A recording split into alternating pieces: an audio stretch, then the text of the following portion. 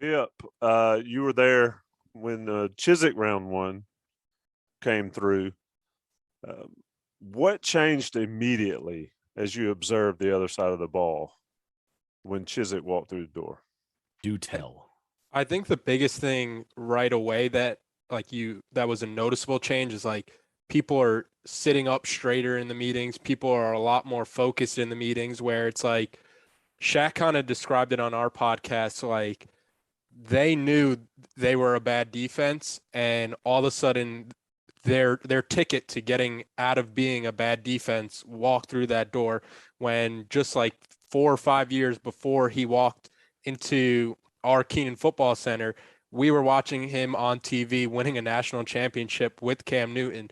So it was kind of like it was like an eye-opening experience where we were looking around like saying like this same team that just got destroyed by a Rutgers team in a bowl game, this coach who leaves a job at ESPN, the cushy job at Bristol or wherever he's based out of, that same coach wants to get back in the grind of college football with a group like us. So there must be something in this room that makes him want to get back into coaching because I'm sure he likes getting paid, but the dollar wasn't the ultimate decision for Coach Chizik to get back into coaching when he has made as much money and he has had as much success. So I think the biggest change right away was the demeanor of the guys on the defensive side of the ball, where they're getting to meetings way earlier, they're staying after practices way later, when it felt like before that, like I wouldn't say it was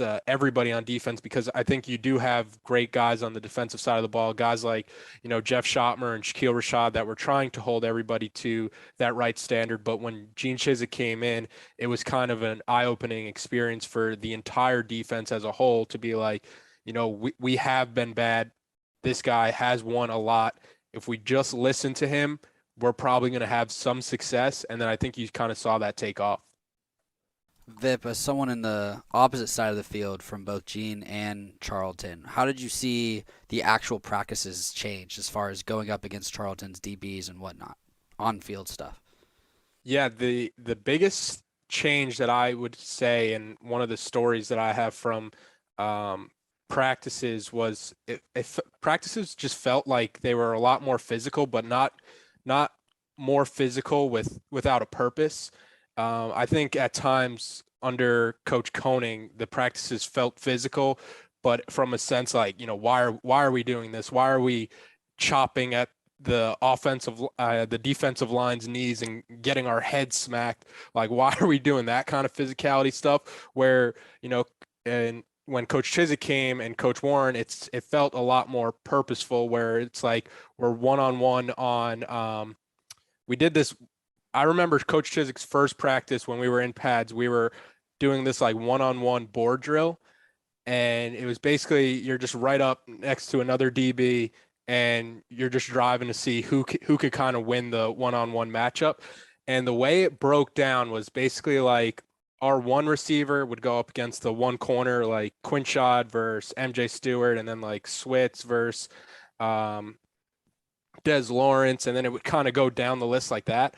But somehow our numbers kind of got thrown off as we kept going through, and like we just kept each like bumping up one, and I'm up on against the board across from MJ Stewart, and I'm like looking at like Brew. I'm like giving Brew a look like, Brew, like help me out, like save me, like say something. And like Brew's like, all right, Vip, give it a go here. And like Coach Chizik really didn't know who I was. It was the first day of practice.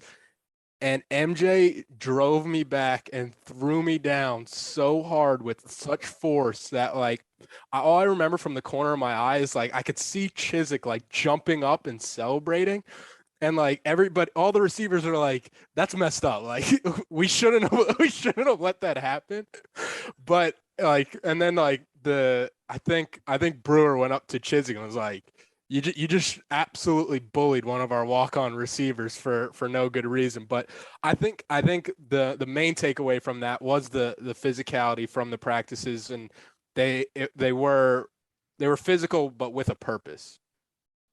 Man, I'm getting flashbacks to 20 years ago. Oh my gosh. That is hilarious. That's a great Board story. drills were a nightmare for walk-ons against some of these guys. Oh my God.